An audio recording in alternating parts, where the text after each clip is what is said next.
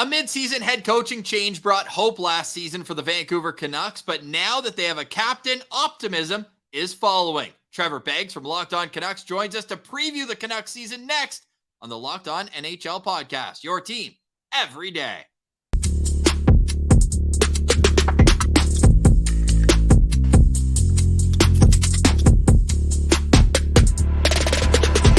Welcome into another season preview for the Locked On NHL podcast. I'm Ross Levitan, joined by Trevor Beggs from Locked On Canucks. Make sure you subscribe to Locked On Canucks wherever you download your podcast. They are also free and available on YouTube. A disappointing year overall, missing the playoffs for the Canucks, but now with Rick Tochhet behind the bench and Captain Quinn Hughes, there's optimism on the West Coast. Trevor, how are you doing today? I'm doing fantastic, Ross. You know, it's September, and like you said, optimism, it's in the air, baby. Everybody has a chance at the Stanley Cup before the puck drops in October. Now, we know you and Kyle are doing a great job over there at Locked On Canucks. What's the biggest storyline now that the captaincy is solved? What are you guys watching for heading into the season? Well, I think the biggest storyline in the short term is, are the Canucks actually going to start well? Because that's been a problem for this team now for 3 straight seasons, right? You know, after the bubble playoffs in 2019-20, it's like this team's finally on the upswing. And then they come out of the gate playing like crap in the shortened season in 2020-21, played like crap coming out of the gate in 2021-22, led to Green and Betting getting fired. And then last season, it was a similar story, right? It's like deja vu all over again here in 2023-24. But last season, you know, Boudreau, you know, they had the little coach bump there, and, you know, we're expecting good things. And then the Canucks were absolutely dog crap out of the gate last year too. So 3 straight years where there's been heightened expectations and the team has not played well out of the gate. They need to start strong. And that's pretty much the entire talk coming out of Canucks training camp right now. And they finished third to last in the Pacific Division. Now, there was a 23-point gap between them and the bottom feeders in the San Jose Sharks and Anaheim Ducks. But going into the season, yeah, optimism's one thing. But what's an offseason move that makes fans believe, you know what, we are going to be better than we were last year? Well, I think it all led from the Oliver Ekman-Larsson buyout, right? Like that was the biggest move of the Canucks offseason, was that they actually pulled the trigger on buying this guy out. I don't think anyone thought they were going to do it, but they bit the bullet, and it was the largest ordinary course buyout in NHL history. I'm kind of in wait and see mode with the rest, right?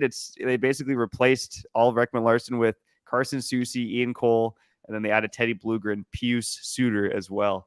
So it's just a lot of tinkering around the edges, and you know the stars of this team, you expect them to perform. Is the depth going to be up to par? I'm still not 100% sold on Cole, who's 34 years old, and Soucy, who's ever played in a top 4 role. But it's wait and see mode, right? And it's September, man. I'm trying to be optimistic here, but I definitely have my reservations about the moves. At the end of the day, it's all, you know, bottom 6 guys and defensemen who maybe can play in a top 4 role, but who knows? So last season, we saw the acquisition of Filip Hronek, and you thought, hey, are they in rebuild mode? Then they ship a first-round pick to get Filip Hronek. Is it a foregone conclusion that he starts with Quinn Hughes, or is it going to be one on each pair and you try to spread out the back end? Yeah, it's got to be one on each pair. I'd be shocked if they started the season together. I do think it'll be a situation where, you know, if the Canucks are trailing late in games, but they're never going to be trailing late in games. Come on, man. They're going to win all 82 games this season.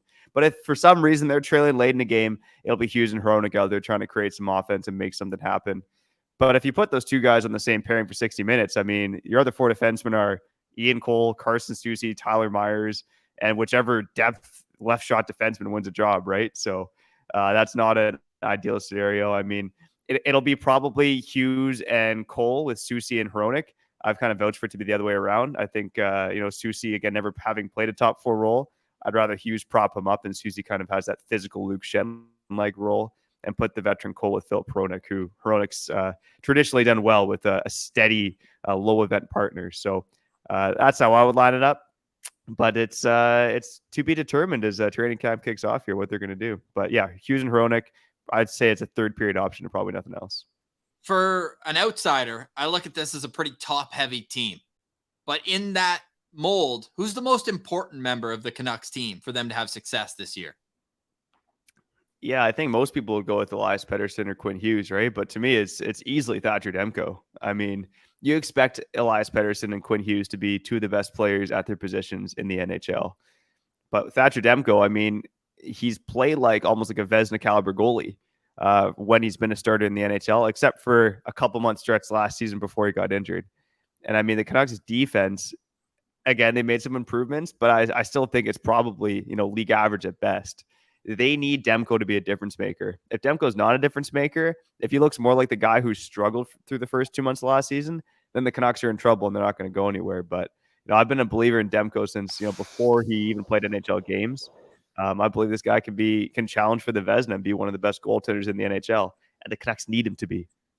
Now, Trevor, help out the poolies out here. Who's a breakout candidate? Someone maybe is going to be available in the later rounds of your fantasy hockey draft, and you think he could provide some great value offensively? I think it's going to be Brock Besser. I guess he's not necessarily a young player, but someone who's struggled over the past 2 seasons. Certainly hasn't lived up to the hype of being your perennial 30 goal guy. But with Bo Horvat gone, Brock Besser now has a spot on the first power play unit, which big for fantasy. Okay. You need those guys putting up the power play points. And in general, I think there's also an opening on the spot on the Canucks top line beside Pettersson and Kuzmenko. And I think Ilya Mikheyev was the guy who played there most often last year. But again, to me, he's still like a middle six guy. He doesn't need to be on your top line. I would love to see Brock Besser and Elias Pettersson reunited again. I mean, those two, back in 2019-20 and a bit before that, were looking like they were going to be one of the best duos in the NHL. And then all of a sudden, it just, the magic kind of evaporated. So I do think Pettersson, Kuzmenko, and Besser has the potential to be one of the best lines in the NHL, but we need Rick Tochhet to listen to Locked On Canucks so he makes it happen. Well, Rick Tochhet, I'm glad you mentioned him by name because Rick Tochhet took over midway through last season, took them to a 20-12-4 record in 36 games after taking over for Bruce Boudreau. Now, where did you see the biggest improvement, and where do you hope the next step goes for his coaching trajectory if they are going to be a successful team this year? Yeah, so Rick Tochhet, he really brought that structure, okay? That sexy structure that fans, they love. Under Bruce Boudreau, it was really disorganized chaos. Ethan Bear, I think his comments were really telling at the end of the season. He said coming from Carolina, he was shocked at how disorganized Vancouver's structure was, and that it kind of felt like every man was on his own. Under Rick Tochhet, you saw that improvement, right? The Canucks went from being pretty much the worst team in the league in terms of allowing scoring chances to being, in that kind of middle, even like pushing that top 10 range. Again, I don't want to take too much away from it because A, we saw that bump under Boudreau as well, and B, the Canucks had the second softest schedule in the league once Tocchet took over. So you did see signs going in the right direction of him bringing in the structure and playing a bit more polished defensively.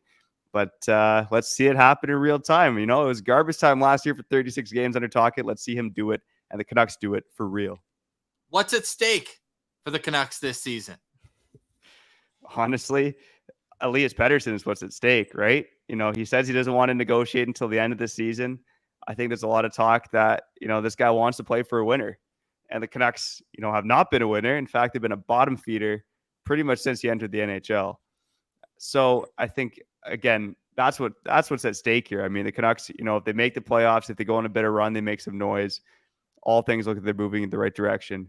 If they have another season like they did last year and they're a bottom 10 team, is Pettersson going to stick around? I might not want to stick around if I was Pettersson. So when you say success, is that just making the playoffs? Is it making noise in the playoffs? Where are you setting the bar? I think my personal bar is they got to make a little bit of noise in the playoffs. Like if they make it in and get swept, it's a disappointing season.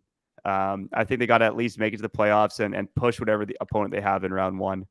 Again, I think this team can catch fire and go on a bit of run. They got the pillars in place. So they got Pettersson, Hughes, and they got Demko. They got some skill players around them. They got the new coach in place. Often teams, when they're going to go on a run, they do so under a coach in his first or second year. So I think the Canucks can catch lightning in the bottle and go on a bit of a run. But it's also September, okay? Ask me this again in January, I might feel a little bit different. And we will. We'll be following along the whole way with Locked On Canucks. Trevor Beggs, Kyle Bowen, always available on your favorite podcast platform and on YouTube, where you can like and subscribe 5 days a week. Local experts on the biggest stories. That's the Vancouver Canucks season preview on Locked On NHL. It's your team every day.